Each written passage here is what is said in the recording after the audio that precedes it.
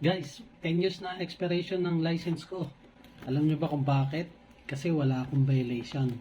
Tara, tuturo ko sa inyo kung paano ang pagkuha ng lisensya. Una, kailangan pupunta kayo sa LTO examination online. Magre-register kayo doon, madali lang naman. Input nyo lang din doon yung information ninyo at yung sa license ninyo. Kailangan ma-print nyo yung exam na yon at makapasa kayo sa exam na yon. Pangalawa, punta ka agad kayo sa pinakamalapit na LTO para ipasa yung inyong requirements. Huwag nyo kakalimutan na i-xerox po ninyo ang inyong LTO examination at ipapasa nyo po yan. Pagdating nyo po doon, magpipild up po kayo ng forms. Pupunta po kayo sa medical exam. So, nandun na rin po yung medical office po. So, magbabayad lang po kayo ng 580. Kukunin po yung inyong blood pressure. Titimbangin po kayo. At kukunin po ang inyong height. At isa po sa mga examination po doon ay eyesight test po. No? So, para malaman natin kung malinaw pa po yung inyong mata kapag po kayo ay magdadrive. Lalong-lalo na po sa gabi. Tapos, pipicturean po kayo doon.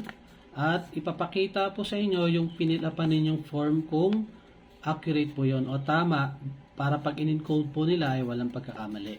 Punta po kayo sa window 2. Ipapasa po ninyo yung inyong form, LTO exam. Hintayin po lang po ninyong tawagin ang inyong pangalan at pag tinawag po ang inyong pangalan sa window 3 ay magbabayad po kayo ng 585 para sa lisensya. Yung 580 kanina, yun po ay para lamang po sa medical examination. Ngayon, pagdating nyo po doon, yung lisensya po ninyo ay bubutasan po yan, kagaya ng passport na katunayan na kayo po ay nag-renew ng inyong lisensya. Dahil alam mo naman po natin na nabalita po ito sa TV na wala pa po silang available na plastic na lisensya.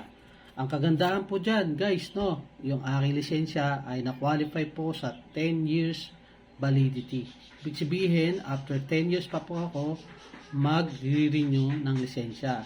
Ano po ba yung qualification doon? Dahil wala po tayong na-violate o violation na nangyari for the past years ng pagdadrive natin. So, yun yung kagandahan doon. So, na-qualify tayo sa 10 years dahil maingat tayo sa kalsada. Pupunta po uli kayo sa window 1. Sa window 1, pipicturean po uli kayo, kukunin ang inyong fingerprint, at papipirmahin po uli kayo, at pagkatapos po niyan, maghihintay na lang po kayong tawagin uli ang inyong pangalan at ibibigay na po sa inyo ang resulta ng inyong lisensya. Guys, ganun lang kabilis, no? Wala pang 40 minutes. Tapos na yung pagkuha natin ng lisensya. Ang kagandahan doon ay wala tayo ganong kasabayan kasi mga 1:40 PM na po ako nakapunta doon and 2:17 PM naka-out po ako. Maraming salamat po, guys. Sana makatulong po ang video na ito para malaman ninyo kung paano po ang paraan sa pagkuha ng driver's license.